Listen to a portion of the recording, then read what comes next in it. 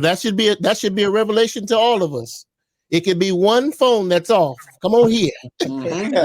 One. It can just be one. Come on down from here. Oh, not one. Come on down. Oh yes.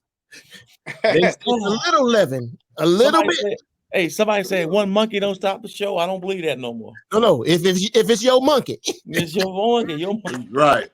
Come on, here we go. And we got a lot of monkeys running around here. That's why I try to get me started. So on the internet, monkeys on the internet. Go ahead. Oh yes. They jumping everywhere. Mm-hmm. Yeah, monkey see, monkey do. Everything you can think of. Oh man. Okay, now let's grab this. Let's grab this piece, and we want to tie this piece together from. Okay, we got the band, we got the unit over here, we got Williams, we got Brooks, we got the configuration Williams, Hammond, right, Brooks. Yeah. They say, yo, convention, we hook up the Detroit unit. Somebody said it. Hey, that sticks. Let's roll. Doing the weddings and all that stuff together. So we got Carl, Keith, Mitch over here doing vocal stuff away from the unit, correct? Right. So the unit and the singers didn't start together, correct? Right. The only interchangeable thing was Keith was in Blessed. Right. Okay. Right. So Keith was in both groups. Right. Yeah. And Michael Williams was in both groups too. Correct. Yep. Well, he was in Saved, right? Right. Saved, right. But Saved was once Blessed started, Saved was over. Right. Got you. So in other words, once you got saved, there was no need for the blessing. Y'all not talking. Y'all not talking. Come on, right from here. Right. Yep. So tell us what was the tie-in from that point? How did they get together? Well, myself, Michael Williams, and Fred was in a group called Save. And we were making a little noise around the city. Matter of fact, we opened up for the Hawkins. And we had put out a 45. That was the first time I had some experience. Fred and I and Michael Williams had some experience in the studio. And it was a wonderful experience, to hear yourself back and to hear what you sound like on wax. It's 45 back then, you know a little 45. No.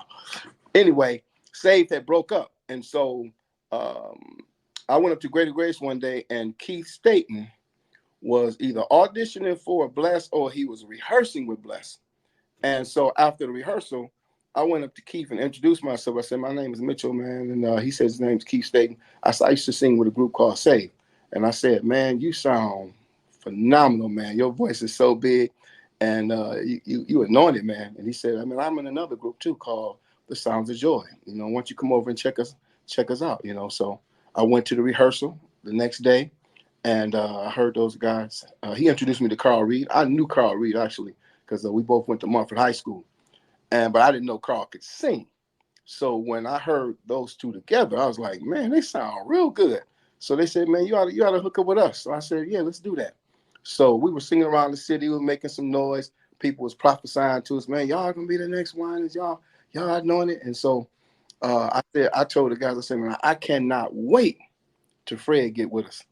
And they say, Fred, who? I say, Fred, Hammond, he used to sing with Save. He used to sing in the group called Save. They said, yeah, we're familiar with Save. And so Fred, and so, and crazy thing is, I didn't even ask those guys, could Fred be in it? Because I knew me and Fred was going to always be together because we sang through high school and we sang in other groups. So when Fred got with us, he heard the band and he heard us sing and he said, man, y'all sound good. And so he said, but we got to do something. He kind of pulled us over to the corner.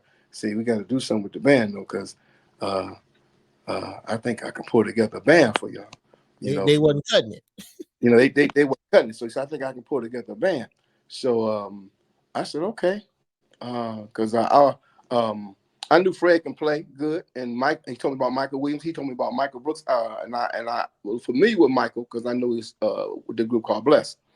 And I wasn't familiar with Michael Wright, though, but I kind of said, okay. And so I remember one day when our first rehearsal, man, Brooks wrote this song called The City. And I'm telling you, this guy Brooks, man. I mean, you think about some of the songs he wrote, man. Think about it. Yeah. His song called "I'm Going On," and this was our heart, man. I'm going on in the name of the Lord. I'm reaching for my goal, my eternal life reward. We wasn't in it for temporal rewards. We were in this thing for eternal rewards. It wasn't even about much as a career as it was we were called to ministry. And so, man, when we sang The City, though, man, he started playing and he showed us the song. And when we sang that song, man, we couldn't even finish it. We ran out the room. It was like, man, this is bananas. We felt the anointing. We felt the chemistry was there. It was like, oh my God, this is crazy. And so one day, Fred and I we was at his house, and he said, "Hey man, this is something like we got to think of a name." And I said, and he said, it's like we commission officers, because actually me and Fred went to the service together. And so he says, like we commission officers. I said, you know what? That sounds like a good name right there. And we brought it over to the rest of the guys, and the guys they said, you know what? That sounds good. And everybody agreed that commission was the name of the group. And when you think about commission, we were commissioned to do this. The first part of commission, I think a lot of people, young people miss, is that God first calls you to himself. He's establishing a good relationship. Then he sends you out. And I just thank God for all of the guys who, like I say this a lot of times when I'm doing an interview about commission, how all the guys answered the call. Because if everybody didn't answer the call to, first of all, hang out with God, be with God, and be sent out, then it wouldn't be no commission. So, I thank God for all the guys from tier 1, tier 2, tier 3, tier 4, all the guys who've been in commission. It's been a blessing. I thank God for them. Yeah. So that's incredible. So Williams, I'm just saying, you at that point in time, what did you see? And I want each of you guys to answer. What did you see as a part of the assignment with that piece as it was being presented at that point? Because at this point, y'all together. So it's the 6 of y'all, right? Yes. And 7, including Brooke, and including Michael Wright. Yeah. Well, actually, we weren't really together yet. We didn't. Okay. Well, because Mitch kind of skipped ahead a little bit, which is, I get it. What happened was there was a period of time when Blessed was going, but when Pop Winans came back from California and didn't really have, he was almost positive he was going to get us a deal. And he came back from California, and he couldn't get a bite. Then it was kind of like, we started kind of asking questions like, okay, so who knows? Because everybody was kind of let down. All right. So it was kind of like, who knows that, okay, this happened, but so what? We're going to keep rolling.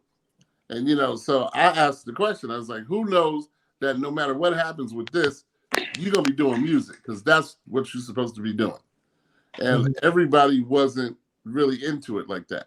And so it started fizzling. So they had been talking to Keith about getting together. I guess it was like the Sounds of Joy thing with, that was going to expand. And I only knew Fred because I first started playing for Vanessa Bell Armstrong. So we did a gig together, and we both got to the theater early. And then when I saw him, I was like, oh, I mean, you're that dude that used to sing with that group. This is actually before Bless started. That's where I met him. And where you met Reed, you saying? Huh? Where you met Carl? No, we met Fred. Oh, Fred. Okay. I met Fred because he was playing bass. I was playing keys on Vanessa's gig. And we both got to the theater early. And I said to him, oh yeah, man. I think I heard you sing before. I said, I like your voice, man. You remind me of DJ Rogers. And so he's like, yeah. So there's a piano back there. And I sat down at the piano and I just started playing. I was like, so check this out, man. Sing this. I was showing him these songs. And he said to me, where you getting these songs from? I said, I write these, man. We just talking, whatever the case may be. That's kind of how we met. And then the unit stuff happened like after that, okay?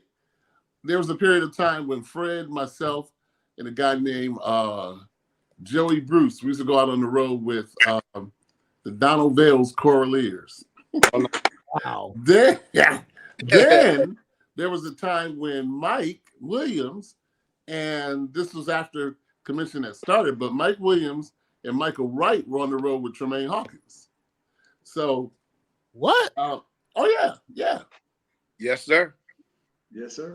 Yeah, they sure were. Michael Wright played for the Winans back when they were the Testimonials, from way back. Yeah. And he kind of got Fred. Yeah, he kind of got Fred to gig with the Winans. Michael Brooks and I played for BB and CC. Yeah, we did. Mike played for Tremaine. What'd you say? And Mike played for Tremaine. He did. Right. Yeah. So so by this time, the Blessed Thing is fizzling, and I don't know who first came to me. I know Michael Wright. When we were doing the unit thing, it was kind of like, man, we should start we should do something ourselves. So it's like different groups were kind of talking about getting something going at the same time. That's why I said earlier that it was an organic kind of thing.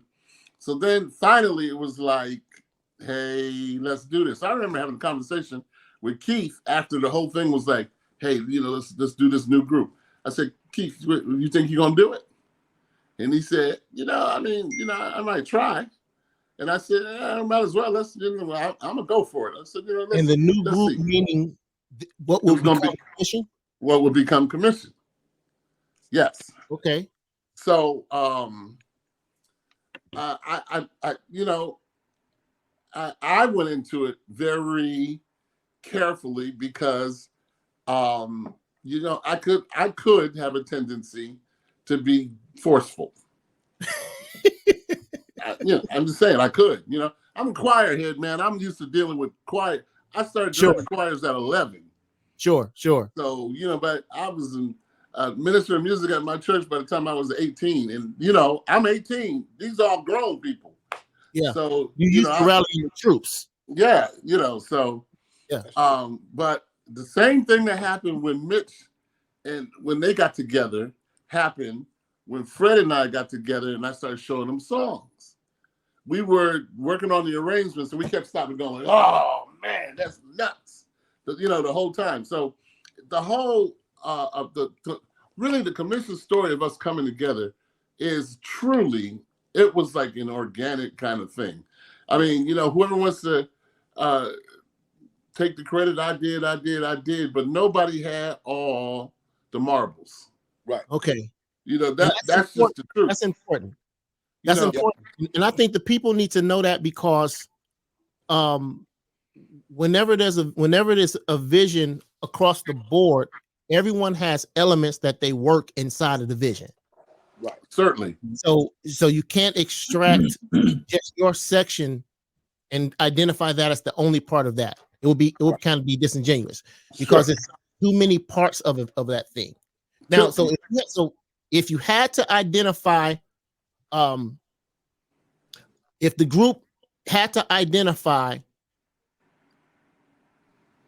of the six, if you had to identify one that was a caster of vision, would you say that you guys equally contributed to the casting of that vision, or would you say someone had more influence in that area than someone else? Or was it pretty much a collaborative effort? I can't speak for everybody, but I will say this. If I don't take over things like a group, I'm certainly going to make my presence known in terms of the leadership of it. I've never been a part of anything where I didn't lead. Okay. And Williams, what's your position of thought with that? Well, I believe that in the whole scheme of things that we all part in putting the group together. Okay. Mission, like I said earlier, I was passionate about playing, and approached, through Fred because, we was tight like that. And we all, I met Carl. I didn't meet Carl until we got into the group together. What I'm saying? I knew Mitchell, Keith into that. I knew Keith's family, but I didn't know Keith personally. You know what I'm saying? Yeah. So I knew Brooks, I knew Michael Wright. So it was almost like we all came together, as Mitchell said, it was ordained by God. Like Brooks said, it was an organic situation. It was all coming together thing. Because we was all passionate about what we're doing. Yeah. You know what I'm saying? It wasn't, when Brooks had an idea, he's like, oh, that's a cool idea. On the drum, I had an idea. Oh, that's cool. Carl had an idea. I agree. It was all put together like that. Yeah. You know what I'm saying? So that it was a fitting. That's the best word. It was like a fitting, like you sewing something together and not leaving nothing open like that. Might I interject that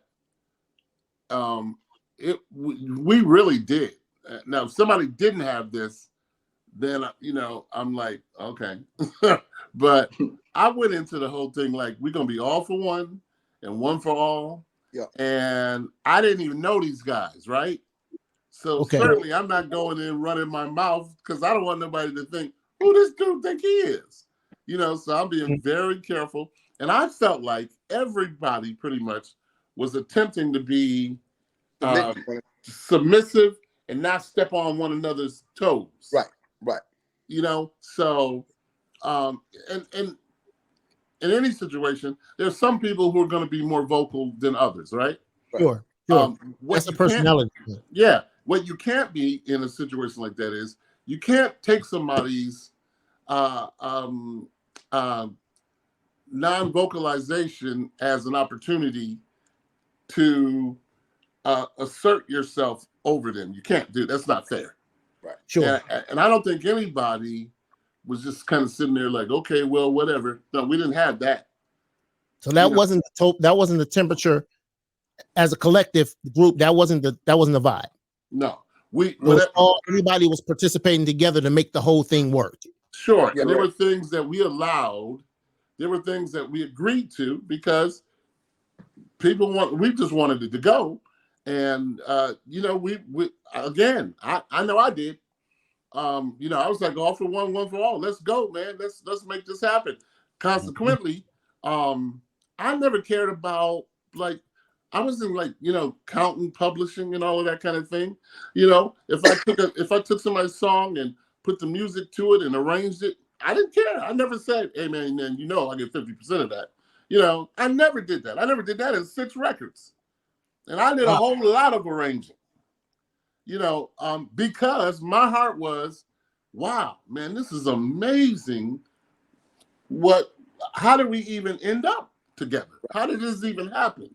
Right. Sure. It happened. You know what I'm saying? And I'm a guy, I started saying at 12 years old, man, people would ask me, what are you going to do for a living? And I would say, I want to make records. I didn't know about making records. My dad was a prolific musician, but I didn't know nothing about making records. Yeah. So it was a thing, man. It was just in my heart. And I feel very comfortable in saying that we approached it like, okay, no, you go. No, you. Really, that's the best attitude to have. It went off the rails somewhere, but it didn't begin that way for us, for me. So Reed, same question. What was how did you think of that in regards to what you saw at that point in time with the group? You saw it as everybody working together and we just worked this piece to grow it to what it became? Man, the vision. I thought it was the 6 Musketeers, all for one and one for all when we started. I save most of my paperwork whenever we do stuff legally. And when we signed the contract in 1984, we all had to individually sign the contract because we all thought we were partners in this thing called commission, this thing we're doing. And see, we know that God had to pull us together. It had to be the Holy Spirit that would place all these gifts in each individual, and then for such a time as this, pull us all together and we go and do what we did. It was not on my part. I'm over there peeking at other groups and say, yeah, I'm gonna bring in Brooks. No, it wasn't anything like that. No one was like, I'm gonna pick him out. I'm gonna bring. No, it wasn't that. I believe that God the Holy Spirit moved on each person's heart to answer the call. That was a call that the Holy Spirit put in each of us. We did it. We came together and we decided we was going to worship Jesus. We weren't going to be in part of denominationalism, because we had PW, Church of God in Christ. We had the PCVF. And you can figure those out later. But we all believed in lifting up Jesus. And when we made that decision, help us. Because when we made that decision, because God knew our hearts, we made the decision to worship the Lord and lift up Jesus. It didn't matter who was out front. To me, it didn't matter who wanted to be called something or be looked at as something. Yeah, I wanted to contribute my part. And things work when you have chiefs and Indians, and things work when people. I'm gonna get in here and work my part. I'm gonna put my supply in. Every joint supplying daily what we needed, and that's what we looked at it as. If you need me to drive, hey, I'm gonna do it. If you need me, because it's for the group. And man, we made sacrifices for the group in the beginning. Man, there were favors done for us through pastors. Keith Staten's dad, who was my pastor, he contributed so much. And Keith was really young when we started traveling, and we had to basically talk to Pastor Staten. And Pastor Staten took me in his office and told me, now I want you to watch out for Keith, and blah blah blah this, and make sure you guys pay the bills, because I didn't sign my name to a van. Y'all got to pay that money. And I'm like, yes sir, Pastor Staten, because I used to work at the church and I saw Pastor Staten, Bishop Staten, all the time. And so I developed that rapport with Bishop Staten, because I was working there too. I was a janitor at the church and I was working there. So I saw him all the time. I mean, I used to take Bishop Staten's check to the bank for him and deposit it. That's the type of relationship we had. Wow. And so Keith and I grew up sitting on those turquoise couches at Bethlehem Temple from 6 to 8 years old, and then we switch over and go to a different place. Man, I've known Keith basically all my life, and it was just the Holy Spirit that called Keith Staten and I to start singing together, and the gifting that God had placed on his life, and the gifting that God had placed on my life. When you're young, sometimes you can be naive, but God loves naive young people, so he could talk to them, shape them, and mold them. And all God wants is a surrender. And I think every person you see answered the call. That was a call, and everyone answered the call, and I know that God still has stuff for commission to do. And I'm telling you, I love everybody in the group, man. I love what they contributed. Man, Michael Brooks, phenomenal songwriter. Yes, Michael Brooks, phenomenal showmanship on stage. And Michael Williams, we're gonna get dope, to killer drummer. too. Mitchell Jones, silky smooth. I mean, listen, Mitchell could have sang secular music and been super multi whatever. But guess what? He answered the call. And here we are. He answered that call. It's Mitchell Jones everywhere. Yes. There's so many people, often imitated but never duplicated Mitchell Jones. And so he answered the call. I thank God I met Mitchell Jones. I thank God I met Michael Brooks, Michael Williams. My back is sore now from riding on the uppy downy low on the van, for miles of jostling back and forth, man. We did it, man. We had a passion to do it because we believed that we were called. And, we still have that passion. We still have that love right now for that man. And, we are willing to do whatever we got to do to continue doing what God has called us to do as being commissioned. Yeah. Okay, Mitch. Now, same question. What's your interpretation? I agree with all the guys. I believe God called us and God put it together. Like I said, when Fred and I met, we hit it off so well, and just the sound of both of us when we sang in the talent show, it was so phenomenal. I was like, man, we got to do something. So we were always thinking that me and him was going to do something together. So you could see, and we got in a group. We formed a group called Apostles.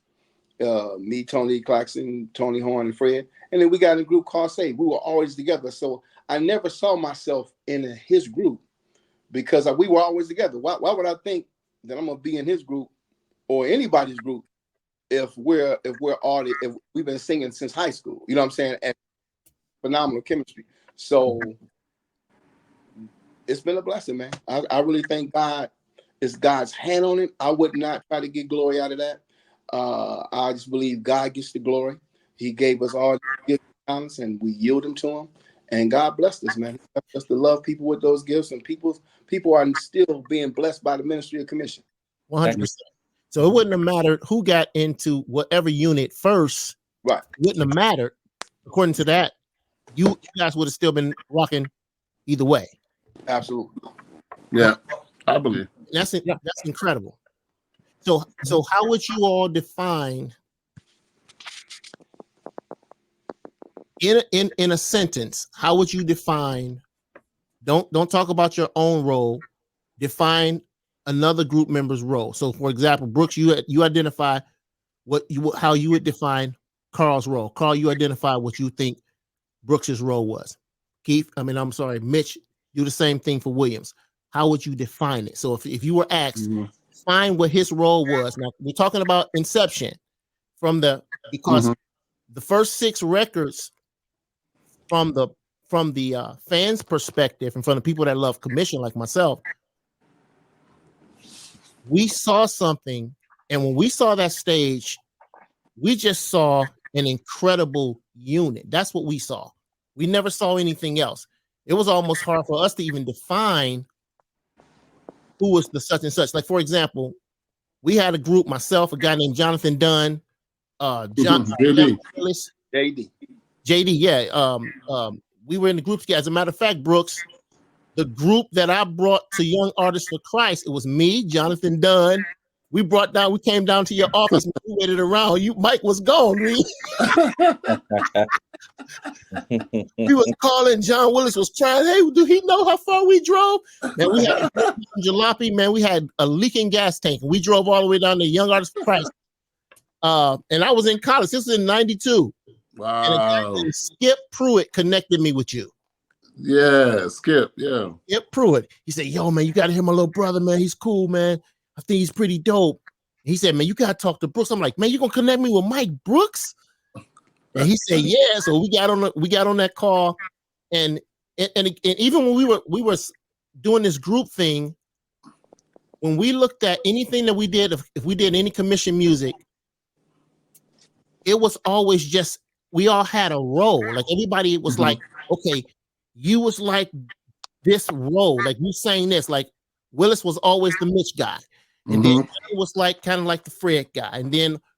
But it was in terms of vocal. It was in terms of the position of the vocal. Now, when we came to do whining songs, cats would be like, "Okay, what? Okay, no, I'm Marvin, Doc. Who gonna be Marvin?" Like, Right. Somebody got to be Marvin, Doc. Somebody had to go to that doggone mic. Praise the Lord, everybody. Praise the Lord, everybody. Right. It was now the other guys when we was doing whining songs. It was very specific because we would do whining stuff, commission stuff, mostly commission stuff, Take 6 stuff, and it was the same dynamic. If we were doing Take 6 stuff, if we were doing commission stuff, it was just roles that we just all had positions. Yeah. So from a fan position of viewing the stage or listening to the records, we were always just looking for our part of it. Like saw the unit like the same way I thought of perhaps like Earth, Wind and Fire or like Mint Condition or something. Like it was just like this unit. Right. So we never saw that as fans. So that's why I asked, how did you guys see each other? What did it look like to you all? Because that's the kind of stuff that I believe the people will want to hear. Yeah. Well, so Carl's my guy. I'm gonna talk about him. We would have been very hard pressed to pull off, I think, from a harmonic standpoint, and even vocal voicing standpoint, some of the stuff that commission could do if we didn't have a guy like Carl who could sing false like that. Wow. I mean, it would be impossible. you know, it would be literally impossible. Now, it would have been good, but it wouldn't have had that. It would have had that smooth, that silk on it. Yeah, we had somebody, we you know, we used to tease him and call him Paul Beasley. Yeah, walk around heaven, Doc. Come on. See, but man, it was uncanny. That dude never got hoarse. Right. Just, you know, it's like without that, you know, you losing one of the things that is an edge for you. Not only that though, but there were parts where, like, he sang little parts, because one of the things that happened in the commission was, you know, we were church boys and we had a gospel foundation, but we were the product of the era we kind of grew up in and the music that influenced us. And, you know, some of my favorite artists were like, you know, James Taylor, Elvin Bishop, you know, a lot of those like pop names. Because I used to listen to them as a kid with a little transistor radio, you know? Sure. And so then by the time I started playing, because I started playing until I was about like 14. Yeah. And so by the time I started playing, when I started writing songs, this is just how they came out. I mean, you know, there was church stuff, but it had a little pop influences. Yeah, I mean, you'll never be able to get away from that. And so Carl was the guy that had that voice that could connect with that sound 100%. You got a tune like Hide the Word, you know? And I remember working on that. You know, we kept tweaking the effects and stuff, trying to get it so get the track so that his voice just kind of laid on the track right. But he's the only guy within our group that had that. His voice was light enough, you know what I'm saying?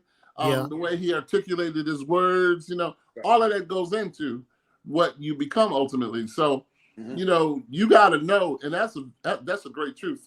Another thing is, I will add this. You didn't ask me to, but I will.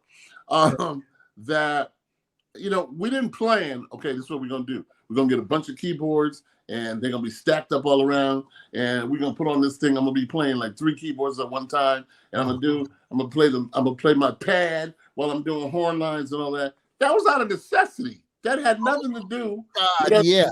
We were a self-contained band. Yes. Fred was singing and playing bass.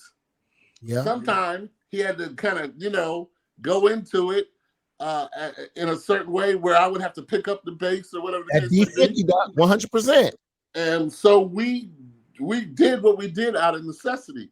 So, you know, what you're saying in terms of roles and people understanding what you're supposed to do, you know, it was out of necessity. And then after doing it for so long, I got good at it. That's incredible.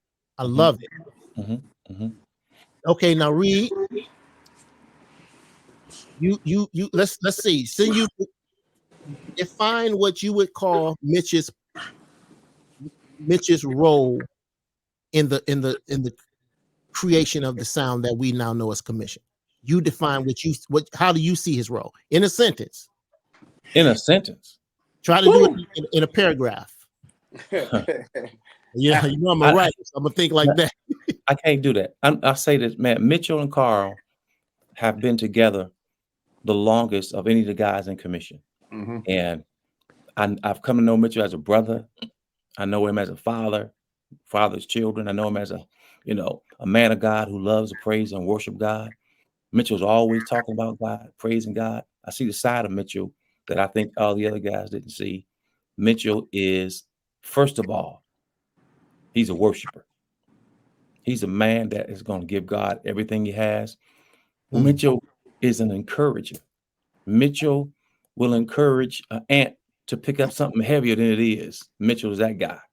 And one of the things that he brought to the group commission, I don't know if I can get to do I have time to get to the talent stuff, but Mitchell was a guy that encouraged everybody. Mitchell was a guy, super talented, and no matter what was going on, man, he'll encourage you and tell you about God. He'll tell you, man, that you can do it. And guess what? That was a guy that encouraged people in the group. Now, if you ask me about talent-wise, I have never seen a Negro that can sing anything he want to sing as smoothly you want to sing it, or have the range that Mitchell had. That's just Mitchell was Nat King Cole at another level. I mean, singing what he's singing. Mitchell Jones played piano. Y'all, most people didn't know Mitchell. That Mitchell plays. He plays chords out. Mitchell can do that. That's one other thing. One of the first times I seen Mitchell was he sat down at the piano and started playing "Wonderful, Mighty God." Mitchell's player and singer, songwriter. Mitchell knows how to arrange to where it sounds, it fits the melody and everything that goes around it. That's Mitchell Jones. The production, man. Listen, Mitchell Jones spends so much time working on his craft. Mitchell, I mean, you sometimes, and this is my confession, sometimes Mitchell would sing so much when we were traveling, I'd be like, Mitchell, can you give it a break for a minute? But that's what Mitchell did. He was working, honing his craft. And let me tell you something. I don't have to tell you what Mitchell was doing. You can see it. 100%. Mitchell Jones, bruh, innovator. He innovated this is the honest God truth. Mitchell innovated the world. There are people that have his sound. There are people that wanted to be Mitchell because talented guy. You know, and most of y'all don't know this, but Mitchell Jones is related to Sitting Bull, the Indian chief. And so I'm just messing with Mitchell. Mitchell, man, that's my guy. I can depend on Mitchell in the pinch. Man, I love the way Mitchell loved his family, loved his wife. Mitchell always talked about God. He always kept his priorities straight. Mitchell was God, family, and everything else fell into that. But that's a powerful piece of that. I mean, just that piece in regards to what we saw as the public, the group, to have somebody in there that would be that kind of anchor to encourage the group. I mean, that's if Commission was encouraging us as fans and he's encouraging Commission, that's a substantial part of that sound. Oh yeah. See, Mitchell was a bridge to hooking us with Fred. And Fred, was with the unit. But Mitchell was that guy. Mitchell can hear you sing, say, oh man, you sound good, man. Man, you brother. He would encourage. Mitchell could find the best in anything. And it was not something he was playing. He was honest. He could look at stuff and see the best. Mm-hmm. And so why you think I'm hanging with Mitchell? I've been with Mitchell this long because Mitchell is the kind of guy that you want to have around you. He's an encouraging man. He's an inspiration. Mitchell's a model that a whole lot of people would like to be back. But see, I got my Jonathan. That's Mitchell. Man, that's incredible. My too. Now, Mitch, with that wonderful introduction, I want you to now define, because we're talking about the original 6 guys. Mm-hmm. Now, I want you to tell me what you see it as the role and position that Mike Williams had with the group in formulation of that sound that we know as a Commission right now. Mike Williams, like you said, man, he loved his craft. And that guy, practice. I used to go to his house almost every day. Almost Fred did. See this guy rehearse hours and hours and hours and hours. I mean, just fell up in his craft. He loved to play, and he didn't do it so people can say he was playing to the glory of God. And Mike, there was only 2 drummers that I was my top, and that was Joel, who played for Hawkins, and Michael Williams. And I'm gonna tell you, man, this guy without Michael Williams, this group wouldn't have sound like it did. This boy was phenomenal, man, phenomenal. My goodness, and I got to speak to that, Mitch. And I'm so glad you said it like that, man. Because again, I'm a fan. I've been a fan. I started off on drums, man. The things that we learned and that we picked up from what Williams did. Man, we had cats in the ghetto going and buying wristbands and headbands. That. Yep, everybody wanted to be like. Man, he was the like Mike, Doc. Man, we come to the program. You had some wristbands on. We had the red, white, and blue wristbands. Forget it, Doc. Yeah. Oh yeah. Yeah. And Mike, Mike is he was a fusion drummer. Yep. He wasn't like he used to practice like, this dude would like put on a Chick Corea record and just work out. And so it contributed to, sometimes he'd do pickups in strange places. Oh, 100%. So it was cool. It made our vibe. You can't. That's something that you have to talk about. He would. Yeah. It was a fusion kind of thing. It was like it wasn't. He plays like so and so. He plays like this guy. It was just very eclectic. And, And we will. I'm telling you, man, we can identify those points. Brooks, I'm telling you, like when you on Back in the Saddle, after right at the Mr. Christian, Mrs. Saint, that whole section, those following 24 bars, what Mike Williams did in those sections, dude, like we would literally, my hand to God, myself, Jonathan Dunn, because that was my boy who was in school. We would sit, RL, we would all sit up with chairs, no drums. We would play that section. Dun, dun, dun, dun, dun, dun, Mr. Christian. Dun, dun. That whole section, we knew every feel. It was like the things that he was doing on we was like, yo, what did you do? Incredible. Unbelievable. Yeah. Placements was nuts, bro.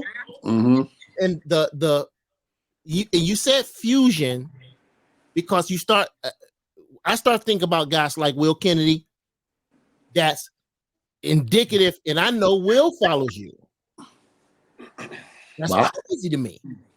You got these guys, and that's substantial that Mitch would identify it in that way. That drumming style, what Brooks did, what you guys brought together, it changed how we even thought we could do it. Like we was thinking, like, can we do that? Like because we would do quartet stuff, the Williams brothers, and stuff like that. But man, we heard commission. I'm like, yo, we can do that at church. We can play that. Oh, forget it. Great observation. All right, Williams. Now I want you to define, because we're talking about the 6. But let's see, we're gonna have to spread it apart because we're missing somebody. Okay. I want you to define, in your estimation, what Keith Staten's position was in the 6, in that original 6 sound. Like if you had to define it in a sentence, because that conglomerate is what made commission what it is. How would you define that part of it as being an original member? Well, like they said earlier, Keith, like he was the voice. Yeah.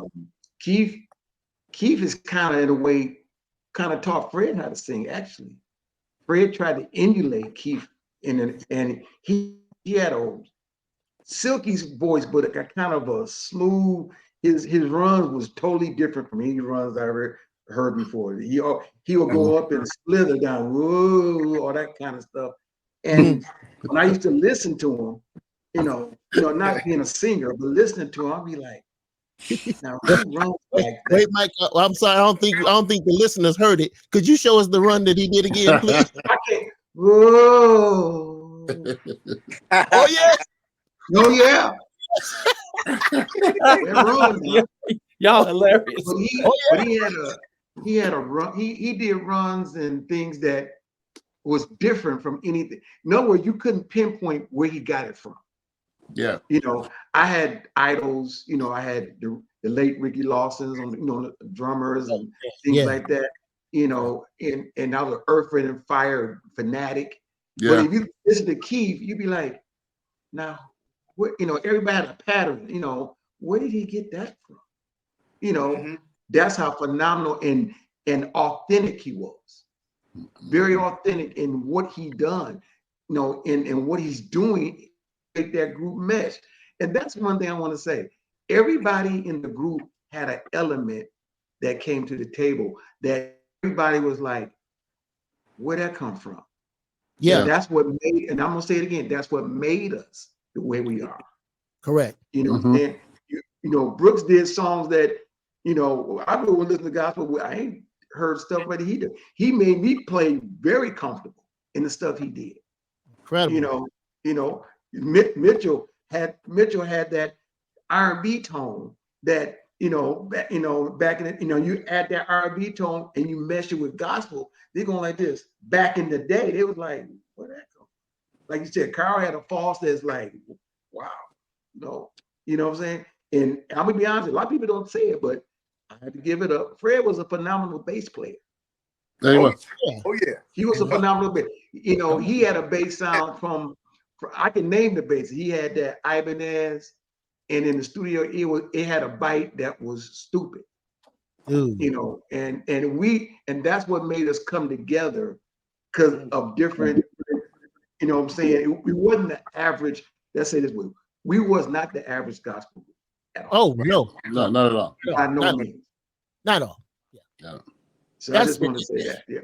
And that's amazing. Now, and you brought me into the last piece concerning Fred. Now, how would you cats define? Because if Keith was here, I would have had Keith to define Fred. Okay, but so let's do it as a collective.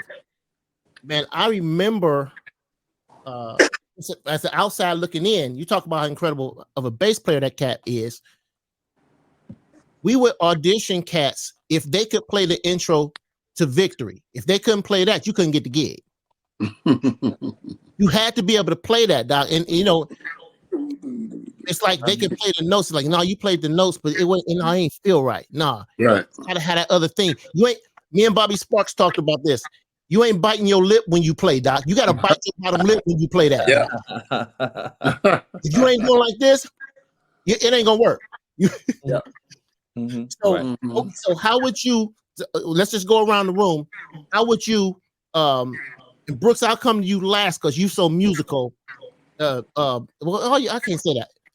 I'll technical, you mean? yeah.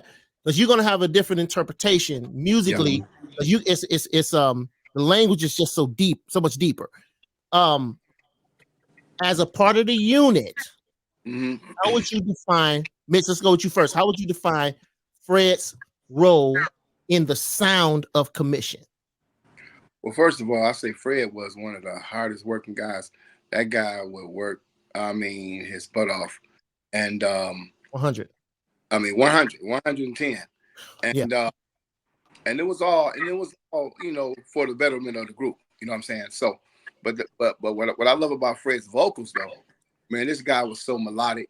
I mean, Fred had a different style. I kind of see what Brooks saying, but I think Fred had a little something on his own. Well, we're talking about DJ Rogers a little bit, but man, Fred placement was everything. Fred would place runs, not necessarily runs, but melody. You know what I'm saying? He would know how to interpret a song. You know what I'm saying? He would put the melody here, compliment, and then the next thing he did would compliment the last thing he just did. And I hear a lot of singers that just run and do a bunch of runs, but sometimes those runs don't fit.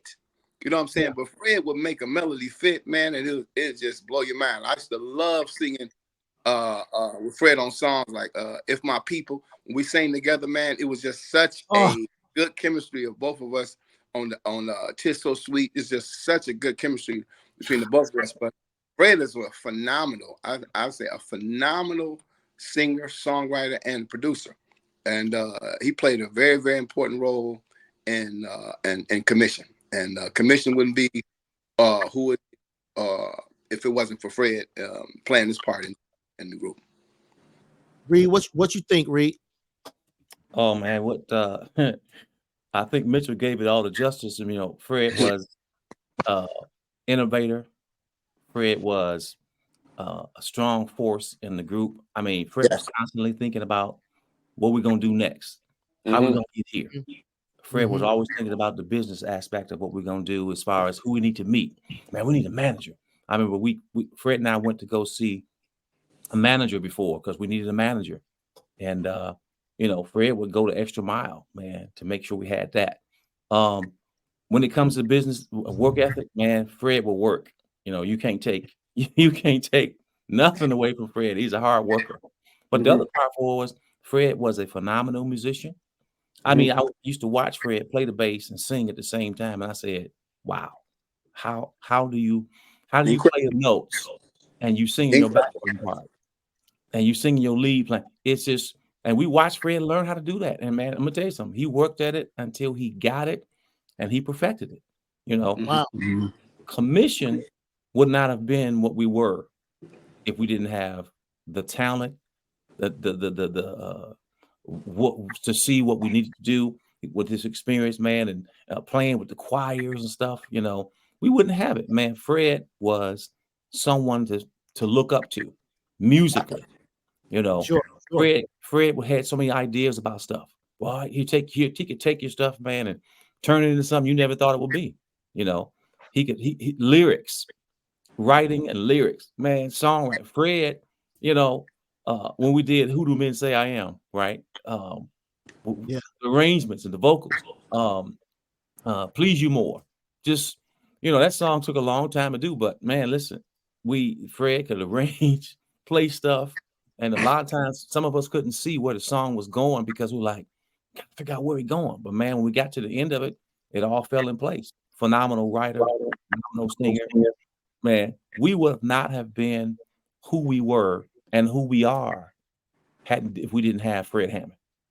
I mean, phenomenal, man. And he's still phenomenal, man. And putting the shows together. Fred is the man when it comes to that. And he was a part of commission, man, that we could have never did what we did because God called him to do it. Yep. And guess what? He answered the call, man. And listen, man, love Fred, man.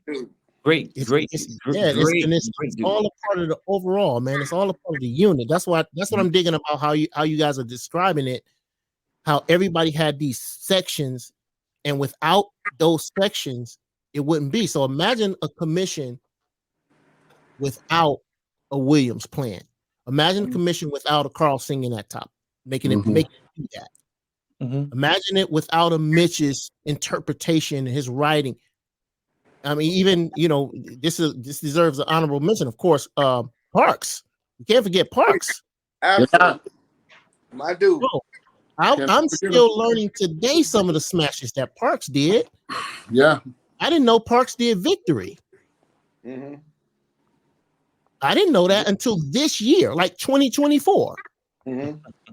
So all of those various pieces, that's incredible. So Mitch can define Fred's incredible singing. Carl can define Fred's this section. Now, all this is parts how you all see this person's role, because we missing people, so we just kind of have you kind of fill in the gaps.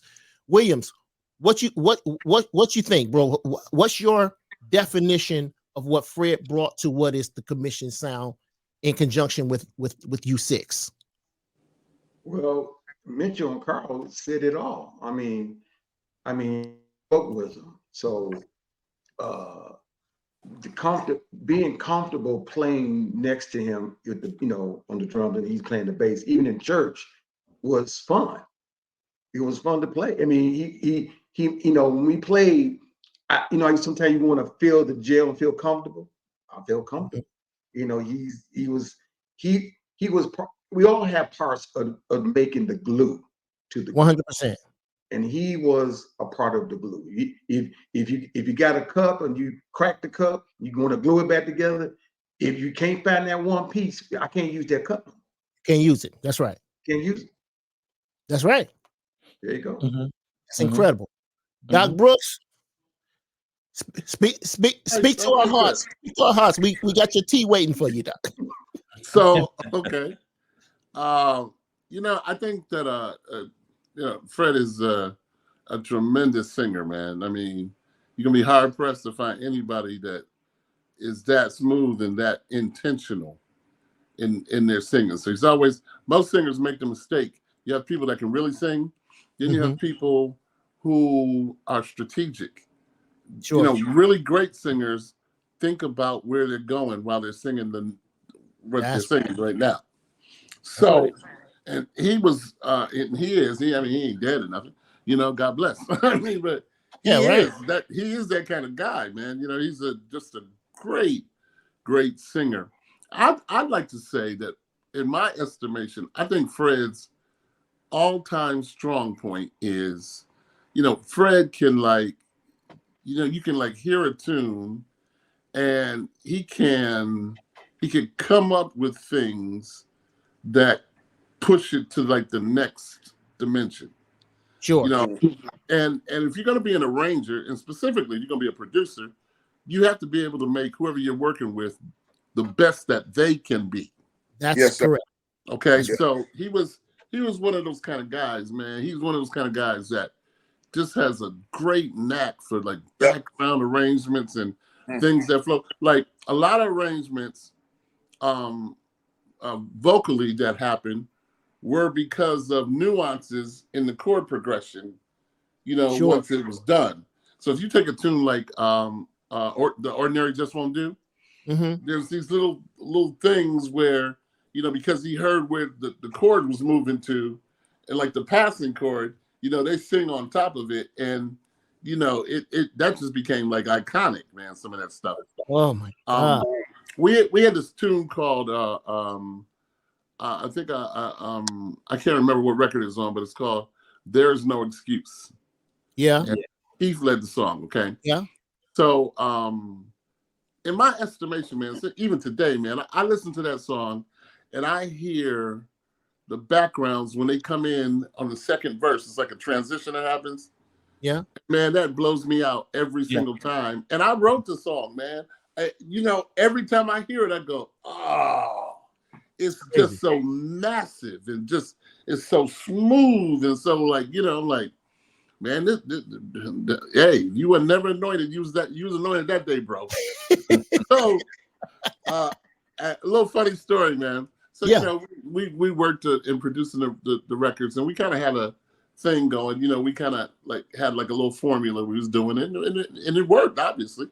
Sure. And there's one time Fred was talking, and he didn't mean any harm. He was just talking, and he was like, "Yeah, man, well, really, man, you know, I like your ballads better than I do the fast songs." And he said, and I looked at him like, nigga, who are you talking to? But the funny thing is, I went home and tracked and wrote "If My People" that night.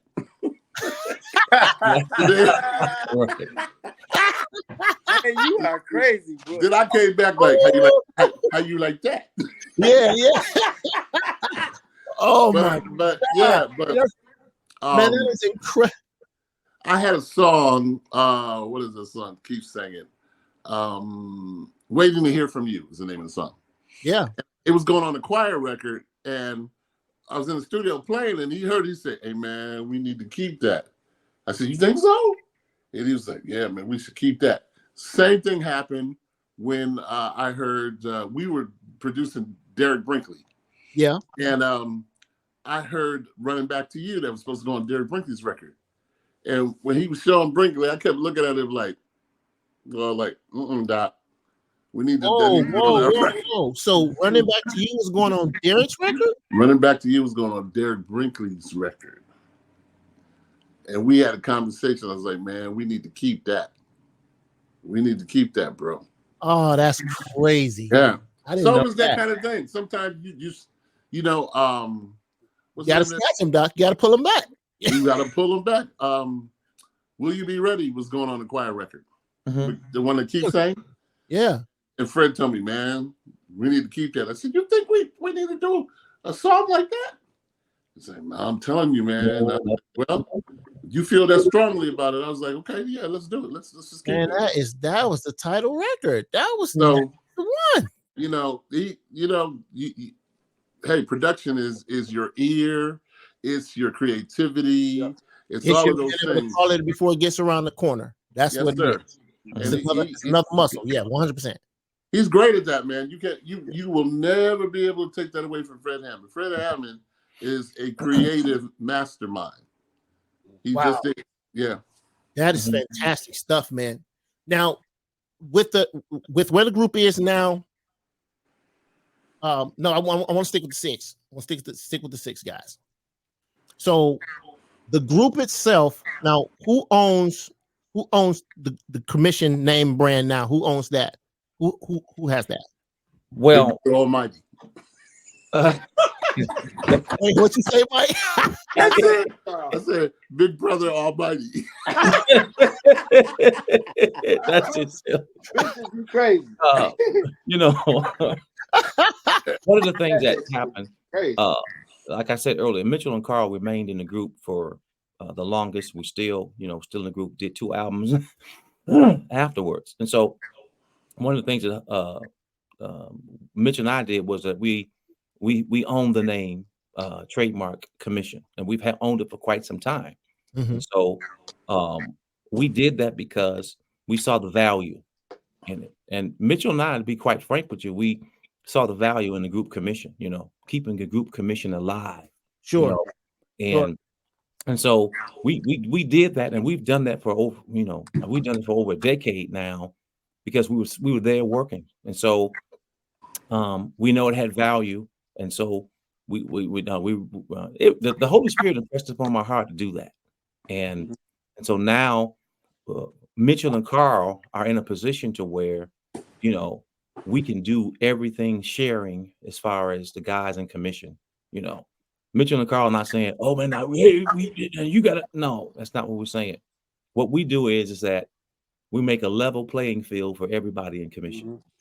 So it's always open dialogue in terms of the group and the guys. Oh yeah, yeah. Absolutely. Oh, Now, yeah. I would add this too. I told them this before, but I told Carl and Mitch that they should be congratulated for having the at least the vision and the understanding to be kind of like the keepers of the commission legacy. Sure. Because you can't do something for, I guess the original group was together for better than 10 years. You can't do something for that long at such a critical time in your life and it not be a great part of your life experience. So yes, sir. I appreciate that they, were willing to do that and that they kept it. I have no problem being involved with them owning, the trademark. Good. Somebody got it that cares about it, that won't abuse it. Wonderful. Right. And I think that's incredible as well, guys, because not only did you guys maintain and hang on to the legacy that was connected to the name commission, the scripture talks about a good name being preferred. And when people mention the name commission, and again, as a fan, it invokes a certain emotion for us because of the experience of what commission did. Yeah. And it's important that somebody not only maintain the legacy of it, but also, and I want to ask you guys this, in regards of being what I heard Joe Smith say, and even Kevin Bond, who shared it with me, a keeper of the sound of commission. Like, if you guys have to define those that you felt really defined or really held on to, or the keepers of the sound of commission, because again, if we minus the first 6 albums, we substantially change what the world now understands and knows as the sound of commission. And how would you guys say, or what would you guys say has been great keepers, or who's been great keepers of the sound of commission? Well, I would say this, at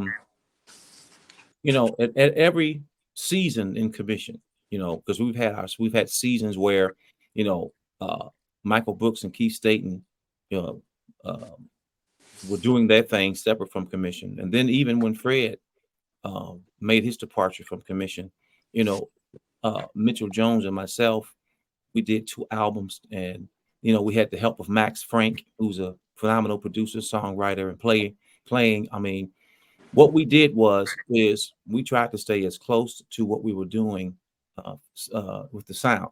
However, how can you stay sonically the same without Michael Brooks, who was such an innovator in the foundation in music for us. How can you do it without him? And we did the best that we could, because the bottom line was we had to keep it relative to what we're doing. That's one of the things that Commission did all the time. I mean, we were one of the first groups to do rap and gospel. Now we may not have been Run DMC or anything, but we gave it a shot. So we tried to stay as close. Then when we went on, and then next thing we got Chucky Booker came in and did what he did. I mean, phenomenal. And then so when we did Irreplaceable Love, man, we did stuff with Boys II Men. And just so happened, Boys II Men followed us and loved us. Yeah. So again, it speaks to that. It speaks to it again, Reed, because the influence was so deep. I had this conversation with I want to say it was either Eric Dawkins or it was I think it was Eric I talked to, and we all came up in that. It may have been Aaron and Lindsay too, and we were talking about the influence that Commission had on us as producers across the board. So as people who were quote unquote almost disciples of Commission, we learned it, and it's like it's all over our stuff, like in our production, it's everywhere. In our writing, it's everywhere. Like we can't get around it. It was groups. In fact, Dunham had a group. They called the group City because their first song that brought them to popularity was City. So they named their group City. Yeah. So these people that have these influences in regards to the what Commission has done influencing them, I would submit that some of the keepers of the sound have been people that's been watching. And you're absolutely correct. Let me say this. One of the most famous songs out right now is called The Yams. And everybody don't know. Ain't nothing but what the world needs now is the love. Straight from there. They said it's from there. Right. And when people hear that, they're like, what? But yeah, that's exactly the influence, the music, the vocals. I mean, Michael Brooks influenced a generation of people. Michael Williams influenced a generation of people. We were gospel guys doing it. It was like, they sound secular. Turn that rock and roll. We got that because of what we did. We got picketed. We went to a church and they were like, you let that rock and roll band sing, we're going to picket y'all. So they called it rock and roll from the beginning. We go in and wear suits just to conform. We had to conform, y'all. Oh, man. And by the time we got through with the concert, they recognized that we weren't a rock and roll band, but we had to go through that. Sometimes the pioneers don't get to live off the fruit of their labors, when they make it to the Northwest. Yeah, the pioneers, brother. And we missed stuff. We didn't arrive on the trains that got to the West Coast. We was on the wagons. And so that's the story, man. When you innovate, sometimes somebody can take your ideas. And when you were riding on vans, now they riding on planes. Tour buses. Man, it was unheard of for people to wear and have their own tour buses and stuff like that. But we had to go through it, man. Wow. I would add that when you talk about sound,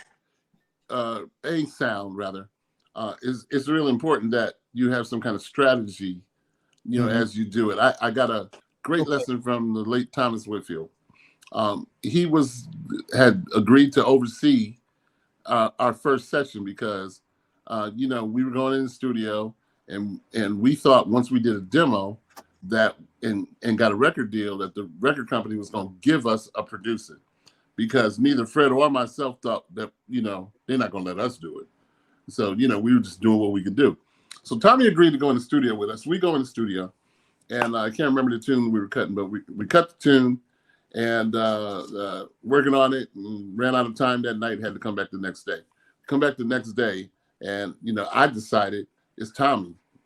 I got to juice this up somehow. So I changed the intro a little bit and changed some of my progressions, in the verses. And he stopped the session and asked me to come in the control room. So I go in the control room. He said, listen, Mike, let me ask you something. He said, why did you change what you was playing last night? And I said, well, I went home and I thought, maybe I could make it better. He said, look, man, let me help you with something. He said, you one of them guys, man. You kind of got like a knack. You got like a thing. He said, what you do the first time is usually pretty commercial. Mm-hmm. He said, don't change stuff. He said, what you do the first time, it's going to be okay. Wow. I believed him. I literally believed him. And that's what happened. So in our strategy, like, in gospel, there's certain chord progressions, major, certain things that you do. What happened with Brooks? Okay. Yeah, I'm still here. Certain things that you do with endings and, with suspension chords. And even we did a lot of 6/9 chords coming off the 4. You know what I'm talking about when I say that?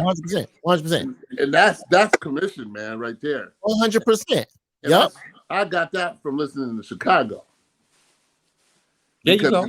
Yeah. Chicago had this way that they would sit on that 2. Yeah. They'd come off of something and just sit on that, and it'd be like, oh man. And then they're gonna slide to that 6. Yes, sir. I caught it, man. I caught it. And so 100%. we did that a lot. Then I learned, and we learned collectively how you go into the 6, but you ain't got to go the same way every time. Yeah. You can. My dad used to say, you can break the rules. Yeah. And all of that. Rules. Yeah. And so, and then Mike would feel things a certain way. And then, Fred would play, the bass a certain way. And that's what you take the vocals and you put it on top of that. That became our sound. Or catching that flat 6 right before it. Yeah. Often what happened, or offer the diminish of it, and then walk into that 6. So you got a music guy we talking to. You got a music guy, I told you.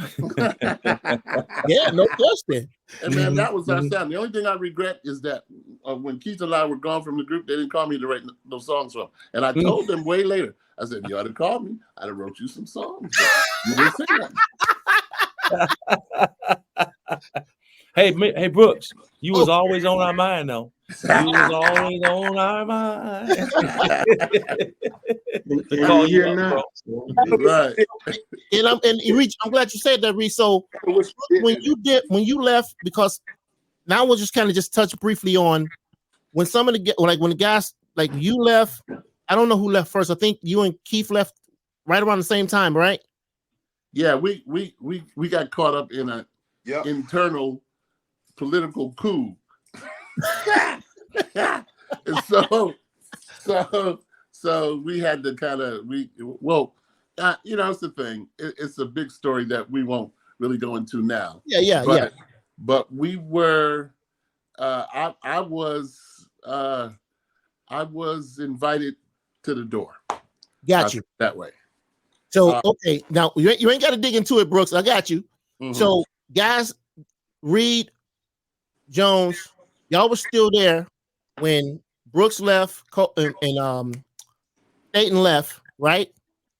How did that affect as group members? Very briefly, how did you feel it affected you when they left to go pursue other things? How did that happen? Because I know then Fred left later. Yeah. So how did that affect the unit to you? It was almost like you're asleep and somebody throws a bucket of cold water with ice cubes on it, wake you up. Shocker. It was like, how, wait a minute, guys, no.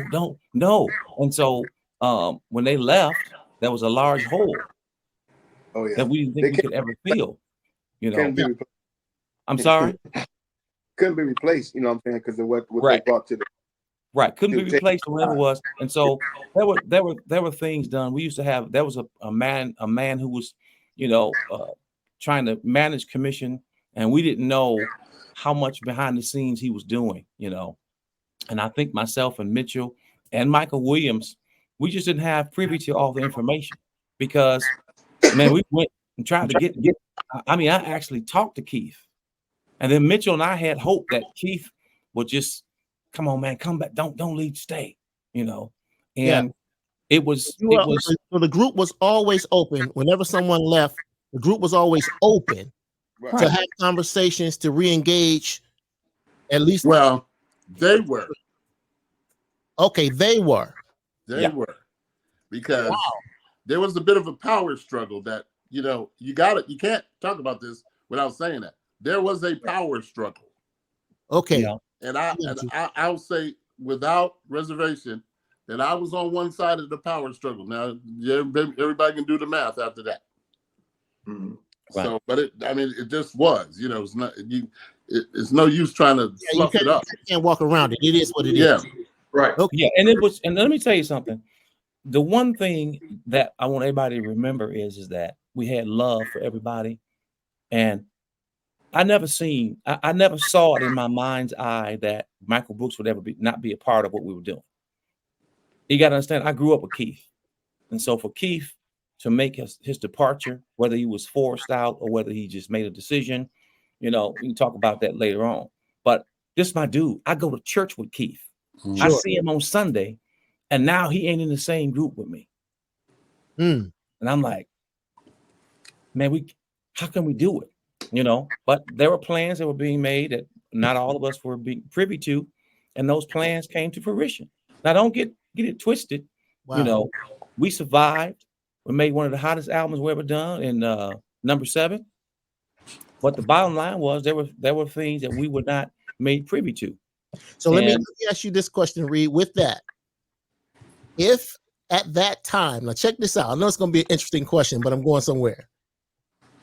If at that time social media that we know of today was available, do you think, Brooks, that you would have handled your exit or your departure at that time? You would have did it with social media, or would you would have handled it face to face with the guys as you did? Or I don't know how you did it at the time. Good question. If you would have used social media at that time, if you had it. Well, I probably would not have, because I'm not I don't mind confrontation at all, but I'm not a confrontational individual. Okay. Sure. I will say that when we came to that meeting, when we went to that meeting, I was going to the meeting thinking, it was in my mind that I was going to have to pull a rabbit out of a hat to keep Keith in the group. Okay. Because I thought, they will kick Keith out the group, because, there's a whole bunch of stuff with Keith's solo deal and all of that. That's what I was thinking.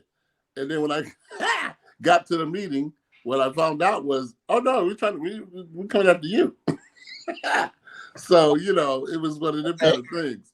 And because we were, we were buddies, man.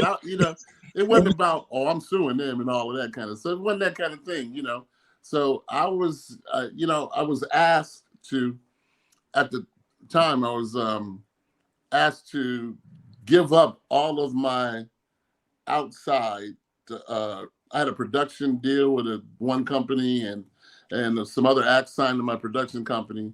And so I was, wherever it came from, we were told that it came from a certain entity, but, we don't know. Carl probably knows. You got to ask Carl that. But anyway, it was told to me that I had to give up all of my stuff or leave the group. If you can't give up all the stuff you got going, you got to leave the group. Well, the problem that I had was I had actual contractual agreements. They would have sued me. They would have still been suing me, and I opted out of all of that stuff I had going, Sure. Which was completely contrary to what we had said. This is a thing where probably 6 months prior to that, we were talking about how important it was to diversify. So we were kind of rolling toward, hey man, we could do half the year, we could do commission, go on tour, whatever we're going to do. The other half, everybody, you do, whatever your thing was, because we had just signed this new agreement where there was a clause in the agreement that if you want to do a solo record, you could. Well, I was already rolling down the tracks. I was probably on the 3rd Witness record by this time. Mm-hmm. Gotcha. And I started Witness from my little sister. Gotcha. So I had a bunch of stuff going. And when I came to that meeting, it's like somebody pulled the ground from under me. I didn't become emotional, but I was like, what? Now, Yeah. and that's big. That's a big statement. Now, in relationship to the group, though, I remember, guys. What I want to just really want us to point up is these various things and how they had effects, but how did they affect the unit of the group? Like in terms of that, with that piece, how did it work out? Because well, Staten left, ultimately then Hammond leaves, right? Those pieces, as they left, did the remaining members, because Williams was still there the whole time as well, Keith. I'm over with Carl and Mitch, right? Because Williams, you was pretty much stuck around until forever, correct? No, I was there. Unfortunately, I was there until I promise. number 7. I think number 7 was the last record I did. Matters of the heart. Matters of Heart. Okay. Mm-hmm. Just to piggyback in the situation right now, and just to let you know to our fans that we here for we are here for you. We're here for everything that's going on, and a lot of times where we are open book to a point where I try to keep connections with everybody. When Brooks got out, Brooks there. I still was friend. We called. We talked. He did call me. Yeah, we talked. And we're like that with everybody. With everybody. We even with social media now, we want to make sure that we want to stay within ourselves.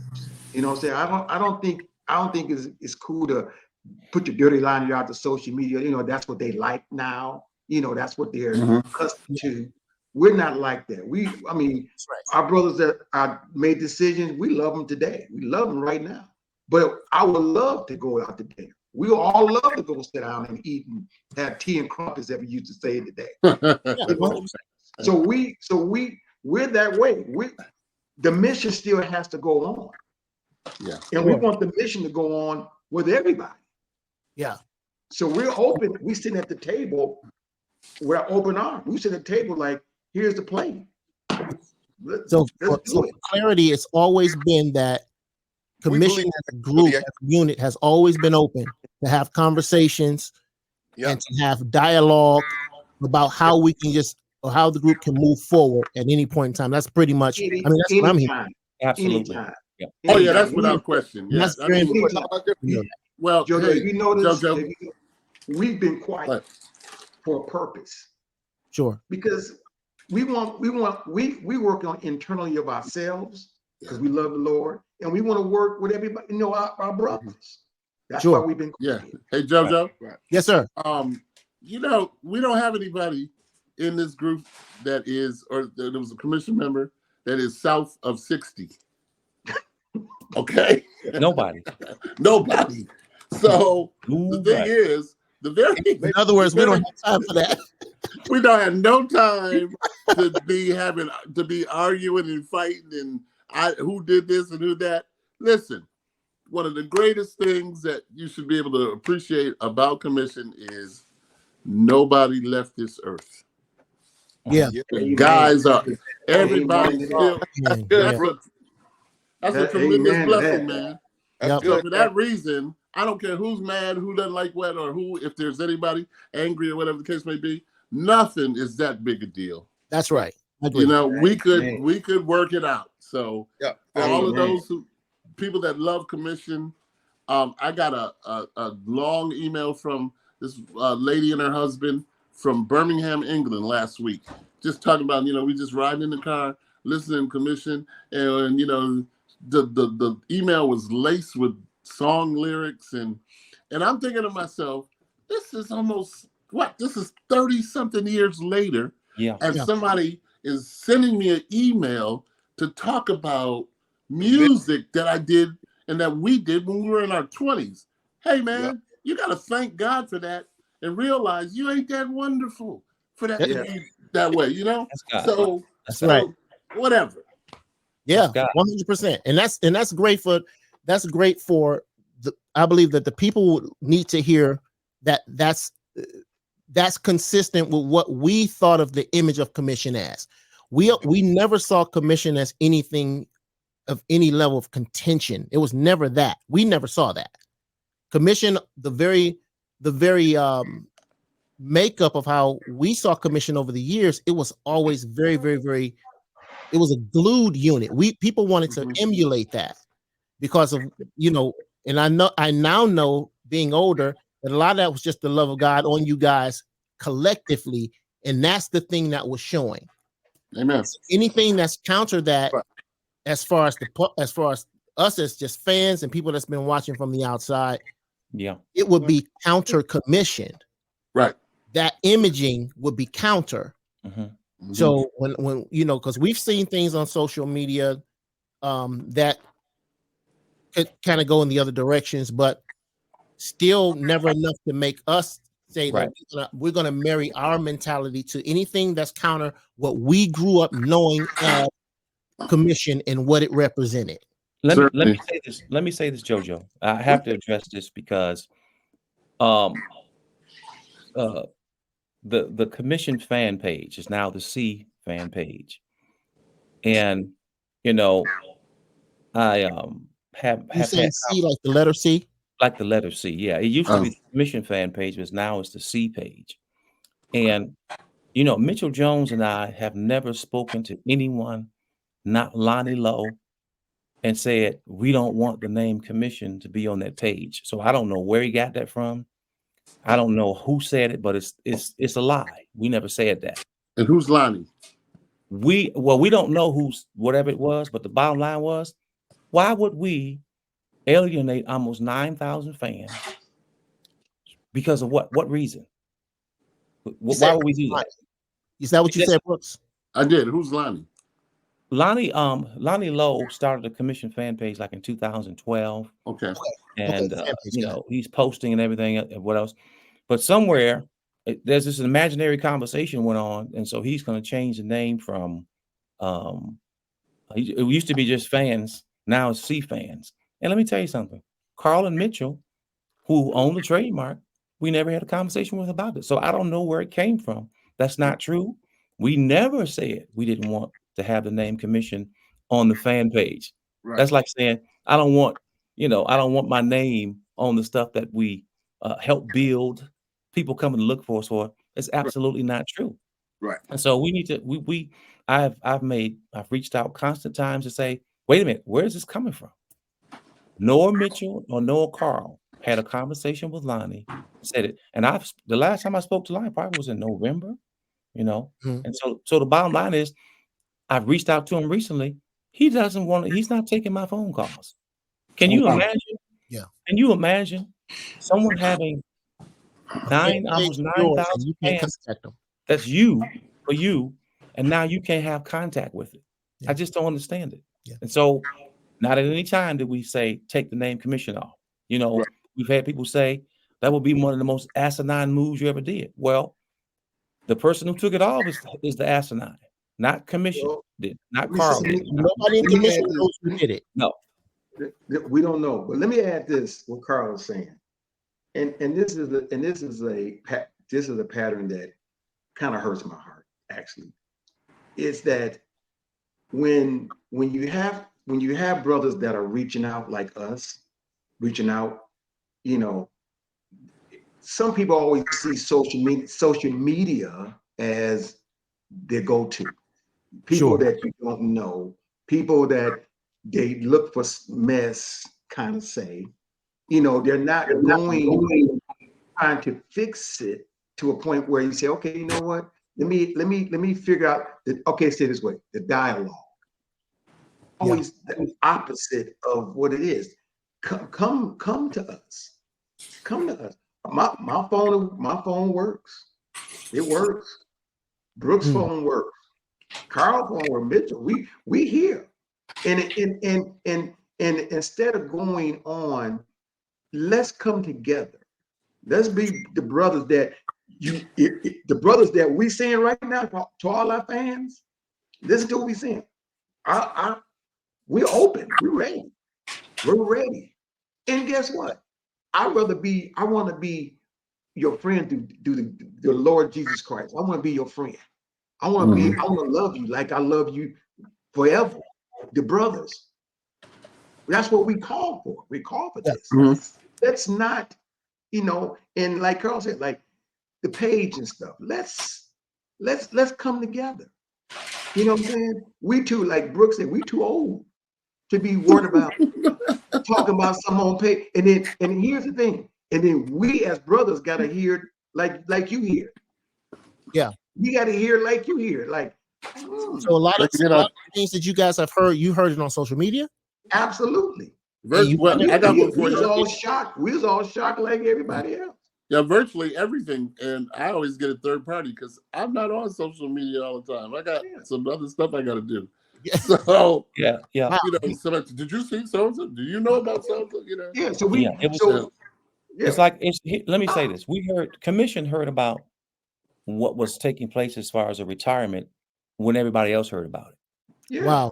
No phone call, no nothing. Wow. We heard about it on social media, and we were surprised. We were shocked to be informed that way, And so, well, were you shocked at being informed, or were you shocked at the actual event? It was like we were broadsided. We didn't know what to think. Well, you're right. You didn't.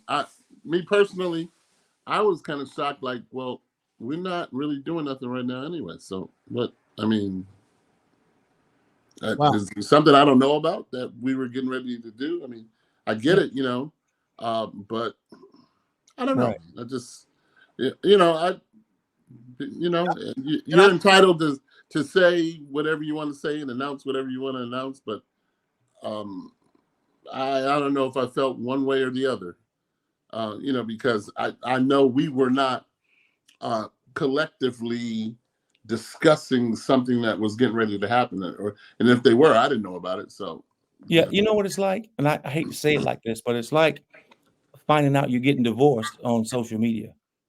You're like, wait a minute, I didn't know we was going through something, but now you're getting divorced. And so, how about I don't know, I didn't know he was married. No, we're making lighthearted of it, but some of the things that we've heard and been said, they're shockers. Here's the thing. One of the things that we do is we're family. And one of the things that family do is they don't fight on the front line. They don't cuss each other out. They put the kids in the bed and they have a conversation, grown-up conversations about what's happening. And that's the way we've been doing. But there's some events that's been taking place recently. We felt like we had to get on here and say, hey man, okay, enough is enough. We need to talk about this. Right. We need to tell Fred how much we love it. We need to tell Keith Staten how much we love it. We're not mad with anybody. We're not upset with anybody. All these things that are taking place, unbeknownst, stuff happens and you hear about it later on. And people do stuff for whatever reason they have, but it's just have a conversation with people before you do stuff. So we can say, is there anything I can do to change this? Can we work on it? Can we reset this? Because we have this thing called commissioned. Right. That all of us are ready. We stand resolute to do the mission of commission. God put us together. The anointing was on our lives. We don't take any credit for anything. God gets all the glory for commission. Maybe so we're gonna check with God. Go ahead, Mitchell. Maybe you misinterpreted what I said. You know what I'm saying? So I'm a believer in communicating, and you love somebody, you go to that person. You know what I'm saying? You love them, you go to that person and you try to reconcile. You try to say, man, if I did something, man, I want you to forgive me because I didn't mean it that way. And that's how relationships stay together. That's how relationships stay together. And that's how God wants us to do, man. It's the ministry of reconciliation that God is calling us to. He reconciled us, go reconcile. And it's just what commission is all about, man. And that's very important. What you just identified there too, Mitch, because the people need to know that. They need to know that it's a temperature and a temperament in the group that is open for any level of reconciliation if it needs it. So it's Sure. not like there's contention and someone's extending olive branches, but people keep knocking the olive branch on the ground. But that's not accurate. No, that's not, and not at all. No. So as a unit, you guys can speak to that. I mean, as a group, you guys can say if it was that or not. We can clearly see everybody here is saying that ain't what it is. So anything that's outside of that is just choice. Yeah. Someone else's choice. That's You it. know, justification before God, right standing before God, is bigger than commission. Yes, it is. Yes, Okay, so there's Yes, some it things is. that you don't get to, you don't get to hold grudges. You don't get to be mad at somebody perpetually, because if you think you get to do that, you might find that you get to not go to heaven. Right. Okay, so wow. some of this, some of our conversation, hopefully, is a complete moot point. That's what I hope. Yep. You know that no. Maybe somebody said something a certain way, it was misunderstood, whatever the case may be. But I can't imagine that, you could be that any one of these guys or any of the guys, anybody in commission that could realistically, be angry, have a certain angst about all of this. Because again, the bottom line is brothers. Brothers, you got to meet Jesus, man. How you gonna sing about a Jesus and you can't get together? Right. Sure. You know what his word says, and you can't even have a conversation about what you need to do. It's really that simple, 100%. So I don't. And I've had similar conversations with people that were outside of, obviously outside of the group, just in my own interactions with folks. And I've argued, and I'm just going to tip my hand on this one. I've argued the temperament and the character of the people in the group commission. Meaning, I've said I can see nobody in this unit that would be contentious enough to not have conversation. Right. I've argued. I mean, I've been in conversations with people. Reed didn't know about this. And, none of you guys knew, but it was just in other circles. And I would say, no, they don't even have that kind of personality. They don't have the traits for that, because people that have those traits it's a very distinguishable trait. Yeah. People that are very open, very reasonable. In other words, they're willing to reason. Yeah. When we start talking about it from inability to reason, the scripture defines only the foolish do that. A wise man hears the instruction and hears the stuff, and they just go away wiser. But a fool despises the reason; they won't reason. Right. So, if there's no point of reasoning, I didn't say this. Right. This is just a scriptural point of pivot. And if it's no reasoning, the scripture defines those that refuse to reason with an unwise characteristic. Right. And I haven't seen anything in regards to the guys, whether I shook you guys' hands once or twice and walked past, or whatever the case may be, or if we've had conversations. Nothing about the people in this unit that I've seen from that time. I haven't seen that. I haven't seen unreasonable people. So I think, and we all wish that it could be a point of, as Ron Wyman said, "Come, let us reason together." Right. What you've done, he Right. said. Right. And I think we should add, though, that you can disagree without falling out. Oh, 100%. Absolutely. You don't have to fall out. You just disagree. Yeah. Right. Some of the best friends in law are the defense attorney and the prosecuting attorney. That is true. They go to work and they will argue their positions. And when they get finished, they say, "Now, come on, let's go get something to eat." Let's go. Right. It's like me and Carl were like that. Yeah. Michael Brooks and I used to fight. We fought in the room. We brought the fight to the van when we ready to ride to the venue. And guess what? We went and got something to eat. And then we said, "Hey, what's going on, Brooks? You gonna do?"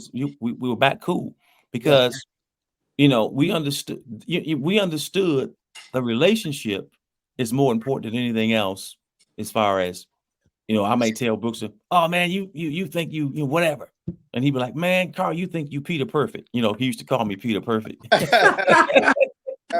In other words, Reed, you was doing a wonderful job. That's all. But you know what? I if you look at it, it was a term of endearment from Brooks because he was looking at me and he could have said something derogatory, but he didn't. Sure. Right. Sure. So I knew the love. I felt the love. You know, we all had nicknames for each other. We would laugh, have good times. We got injured together. My back still hurts, brother, from the van rides and all that stuff. But one of the things that we would do, we were brothers. We were brothers. Yeah. And you know, the sign of men being mature is they can do stuff and disagree, but okay, let's go get something to eat, bro. Maintain their relationship. We would stop. Relationship. We would stop like, man, it's 3 o'clock, and drop the whole thing.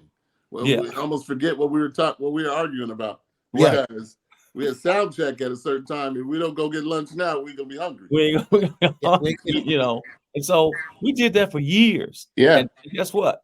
Whenever I see Michael Brooks now, Michael Williams now, Mitchell, man, we laugh so much. We like to turn the restaurants out, man, when we get to places and laugh and be. Guess what? Get double the benefit. No. We miss our brothers. Man. We got brothers that we did the same thing with. Yeah. Fred. We did those things with them, man. Guess what?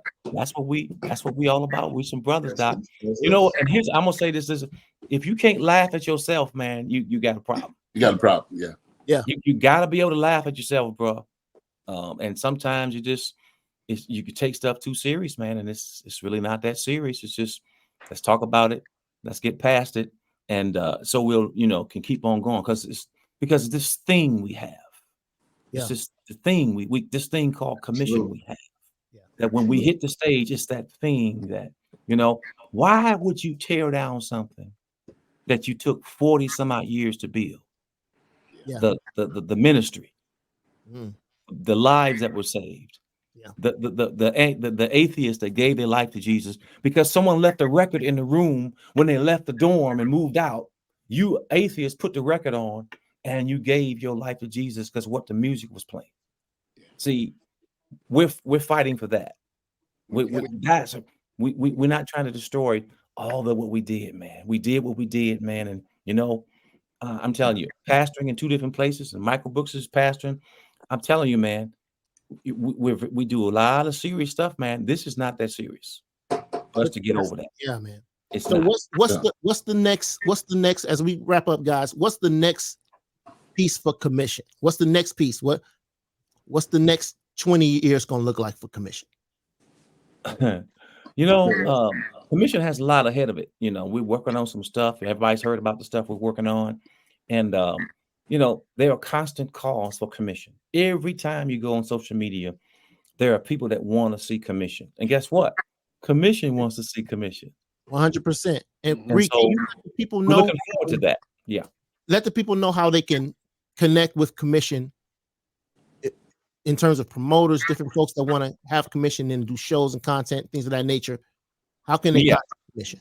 Well, commission has we have social media pages. We have commission music is over on Instagram, and then about all the social places there. But we also have. I want to put it out. We have a number you can call. That's a 313 because everybody's from the 313 and 313-280. I'm sorry, 313-800. 313-800-2807.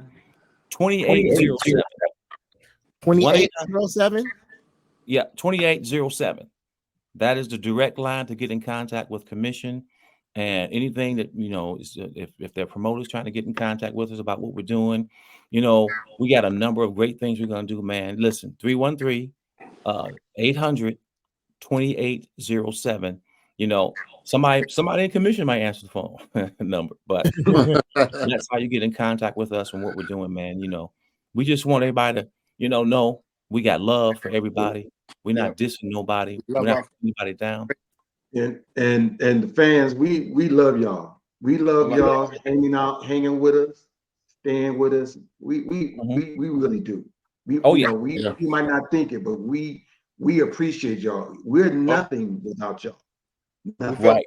we felt the love and the flowers that y'all gave us when we were on the tour, man. It was phenomenal. Oh, that was great. It was phenomenal. Absolutely. Oh yeah. 100%. Well, that's fantastic. Well, guys, listen, I thank you guys so much for sharing with the people. If you guys have any closing thoughts that you guys want to share, please feel free to do that before we jump off. Let's just go around. Y'all may have a couple 20-second, 30-second pieces that you want to share. Let us have it. Go ahead, Williams. Let's get you. Oh, I just wanted to look, like I said again, we love our brothers. We love them. We are here. Fans, we love you. We love y'all. We glad y'all came out for this tour. And guess what? So keep supporting us. Keep praying for us. And you know, we got, like you said, we got better, bigger things coming. Right. Dr. Jones. Yes, sir. Yes, sir. I want to say to the group, my boy, my brother, I love all you guys. Again, I thank you guys for answering the call. It would not be a commission if you guys didn't answer the call. Still thank God is calling us now to come together and reconcile our differences. And I'm hoping that will happen. I love my fans, our fans. You guys supported us on every album. And we appreciate all the support and the love you've shown us over the years, and even the tour. Like I said, we felt the love and the flowers that y'all was giving us, man. And we love y'all. We love y'all. Dr. Brooks. Just to everybody, you know, we really appreciate you. I always kind of think it's hard to have fans when the music isn't about you. You know, it's about Jesus. So if we pointed you to Jesus, then amen. That's great. That's what we were supposed to do. And so we just appreciate all the support. It's been amazing. If everybody quit supporting us tomorrow, it still has been absolutely phenomenal. And so, you know, what can you say about that, man? It's just great. Fantastic. Carl Reed. Hey man, I tell you, I have so many phenomenal testimonies I've heard about the people who were blessed by what we did. And I'm gonna tell you something. We would have did it without all the money and all the accolades, because we knew we were called for such a time as this. And we knew that God had placed his hands on us and we were going to do that. And I tell you, we thank God for all of the saints of God, all of the listeners, even all our new listeners. We've garnered so many new commission fans who heard about us after R&B Money podcast. Listen, you know, we have almost close to 40,000 followers on commission music over on iTunes. Man, listen, without the love that all of the people that follow commission, we would not be here. Man, stay tuned. We got some beautiful stuff that's going to take place in the next year and a half. God is working some stuff out. I'm telling you, I said it before on my Instagram, I made my Facebook page, that, you know, God is opening up some great doors in 2024. And I tell you, we love you guys. We're going to be there. And you're going to hear so much more from us about what we're doing. Soon, some finishing touches, like done some stuff, man, y'all going to hear, you're going to be like, oh my God, I can't wait to be a part of what commission is doing moving forward. All right. You guys heard it. The guys have spoken, and they've spoken clearly, because I made sure that y'all could hear them. We got the guys. I'm so happy. Mike Williams, thank you so much, man. Carl Reed, Mitchell Jones, Bishop Michael Brooks, man. I can't tell you guys how honored I am that you guys would even just take the time to have a person like me just pop in and share and speak with you guys. Icon would be an understatement to say what you guys are and what you guys mean to me, and not only me, but so many of us that live in this space. We thank you for your contributions, man. We thank you guys for everything that you guys have done to affect our lives musically, and we know that the best is yet to come. All right, guys, this is your friend and brother Robert W. Jojo Hill. I want you guys to thank you, man. Most of all, guys, be enlightened. We have spent this time with commission. Peace. God bless.